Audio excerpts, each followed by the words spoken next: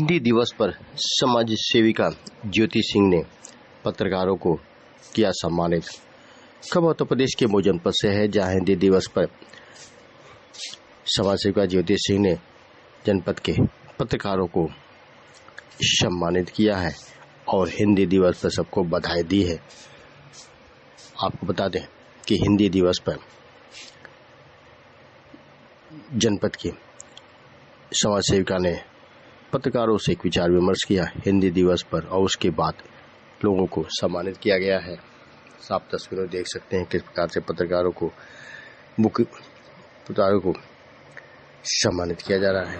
पत्रकार और पत्रकारिता ये तीनों एक दूसरे में समाहित हैं, तो मुझे लगा कि ये एक ऐसा अवसर है कि हम हिंदी दिवस की बात करते हैं और वैसे तो हिंदी हमारी मातृभाषा है, हम पूरे साल इसका प्रयोग करते हैं, लेकिन आज के दिन इतने सारे पत्रकार इकट्ठा हुए। मुझे लगता है कि मऊ जनपद के जो वरिष्ठ पत्रकार हैं उनको सबको मैंने एक छत के नीचे इकट्ठा किया और सबके विचारों को सुना और समझा। तो इससे क्या हुआ कि एक बहुत सार्थक पहलू सामने आया सबके विचारों को सुन करके, और सबने बताया कि क्या उत्तरदायित्व होता है। हमारा भी उत्तरदायित्व होता है, हम सिर्फ भाषण नहीं दे सकते हैं कि हमको हिंदी दिवस मनाना चाहिए, हिंदी दिवस मनाना चाहिए।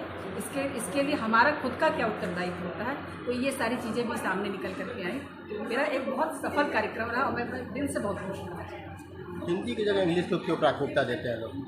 देखिए, अब हिंदी और इंग्लिश की जहाँ तक बात करें तो वर्तमान में दोनों भाषा अपनी अपनी जगह जरूरी है, क्योंकि अगर आज हम अपने बच्चों को पढ़ा रहे हैं तो ये सोच करके पढ़ा रहे हैं कि मेरा बच्चा कल को कहीं बड़ी जगह जा कर के पढ़ेगा।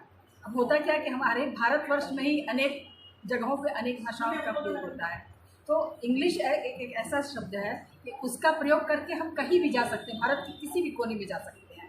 और हिंदी का जहाँ तक प्रयोग है तो हिंदी तो हम अपने क्षेत्र में बोल सकते हैं, तो इसलिए हिंदी और इंग्लिश का दोनों का अपना अपना महत्व है।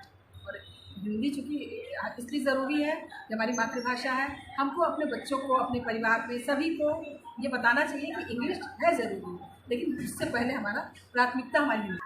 बच्चे हिंदी जानते हैं और कुछ तो हमारे जो स्कूल में शिक्षिका हैं या शिक्षक हैं उन पर भी निर्भर करता है कि वो अपने बच्चों को, अब है क्या कि हम पढ़ने के लिए तो सीबीएसई और एसएससी बोर्ड में भेज रहे हैं, ठीक है ना। तो जब वहाँ भेज रहे हैं और वहाँ जाकर के हम ये अपेक्षा करें कि बच्चा हमारा हिंदी बोले, तो यहाँ पर तो हम गलत हो जाएंगे ना। हम उनको कॉन्वेंट स्कूल क्यों भेज रहे हैं?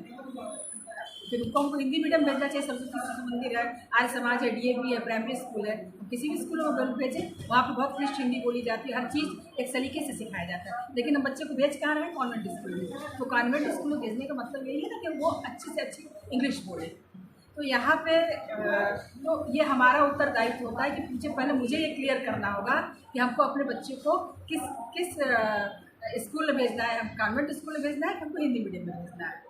और दूसरी बात कि रह गया सवाल कि जो हम बीते दिनों में हम लोग 90% पाते थे, 98% पाते, आज के बच्चे कम पा रहे हैं, तो इसमें कुछ तो बच्चों का नकारात्मक रुझान रहता है हिंदी के प्रति। बहुत लोग जैसे क्या होता है, लापरवाह होते हैं, उनको लगता है हिंदी को क्या करना है, बस पढ़ना है और एग्ज़ाम दे देना है। लेकिन ऐसा नहीं होता है, हिंदी को भी पढ़ना होता है, समझना होता है और स्मरण करना होता है, याद करना होता है। और कुछ योगदान इसमें शिक्षिकाओं का भी होता है कि अब बच्चों के पास इतना बर्डन होता है, उनको मैथ भी पढ़ना है, हिंदी भी पढ़ना है, मैथ भी पढ़ना है, केमिस्ट्री भी पढ़ना है, इंग्लिश भी पढ़ना है, सारे विषयों के साथ हिंदी को भी पढ़ना है। तो क्यों ना वो अपने से हिंदी को इतना सरल बना दें कि बच्चे उस चीज़ को समझ भी जाए और वो अच्छे से जाकर के परीक्षा में लिख करके अच्छे अंकों को प्राप्त करें।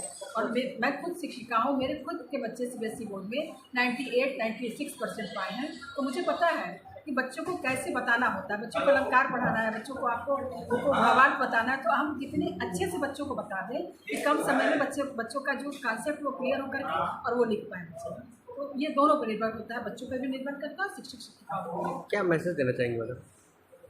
बस ज़्यादा नहीं देना है, मैसेज मुझे ये देना है कि पहले तो हिंदी दिवस एक दिन का नहीं होता है, हिंदी दिवस हमारे पूरे 365 दिन का होता है।